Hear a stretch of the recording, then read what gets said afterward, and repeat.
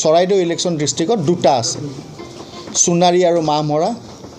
Sivasagar election ডিষ্ট্ৰিক্টত দুটা আছে, ডিমৌ আৰু শিৱসাগৰ।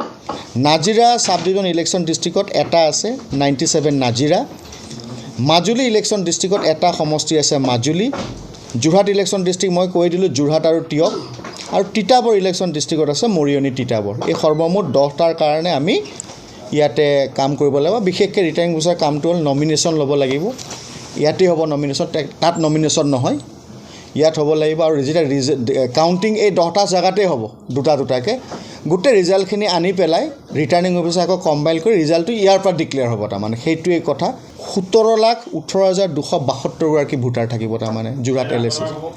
এইটো মই আকৌ কৈ দিছোঁ, 17,18,272। এইটো বাঢ়িবও পাৰে, কমিবও পাৰে, কাৰণ আমাৰ এতিয়া এনুৱেল আপডেশ্যন চলি আছে দেই। এইটো আমি পিছত আপোনালোকক আকৌ এবাৰ মাতিমেই নহয়, দি থাকিম না। এইটো আজি ডেটত ফিক্স হৈ আছে, কিন্তু বাঢ়িও আছে। এতিয়া আপুনি 6 নম্বৰত সোমাবও পাৰে নাম, এতিয়া লাষ্ট ডেট অফ নমিনেশ্যনলৈকে আমাৰ থাকিব এইটো। বা ডেট ভোটাৰত আমি যোৱাকালিৰ পৰা কাটিবও পাৰোঁ, আমি ইয়াতে তেনেকুৱা শুধৰাবও পাৰোঁ।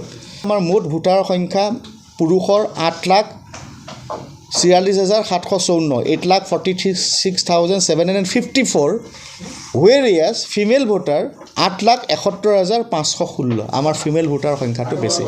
মই গ্ৰুপত দি দিম এইখিনি। 8,46,754 ফিমেল ভোটাৰ, 8,71,516। এইটো অলপ বাঢ়িবও কৰিব পাৰিব। এতিয়া আমাৰ ট্ৰান্সজেণ্ডাৰ দুজন আছে, এটা হ'ল নাজিৰা সমষ্টি, এটা হ'ল শিৱসাগৰ ইলেকশ্যন। তেওঁলোকক ভোট দিব। ছিনিয়ৰ চিটিজেন আমাৰ এতিয়ালৈকে এইটো বাঢ়িব পাৰে বা কমিব পাৰে। এইটো হ'ল আমাৰ 17,000 আমাৰ প্ৰায় ছিনিয়ৰ চিটিজেন 80+ আছে। আৰু 100ৰ ওপৰ আমাৰ 115গৰাকী ভোটাৰ আছে।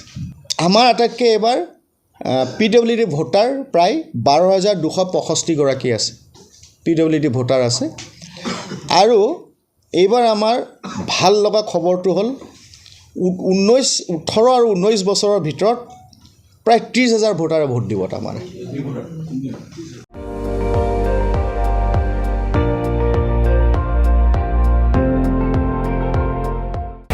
আপুনি চাই আছে ND24, সৰ্বশ্ৰেষ্ঠ নহয়, সৰ্বোত্তমৰ দৌৰ।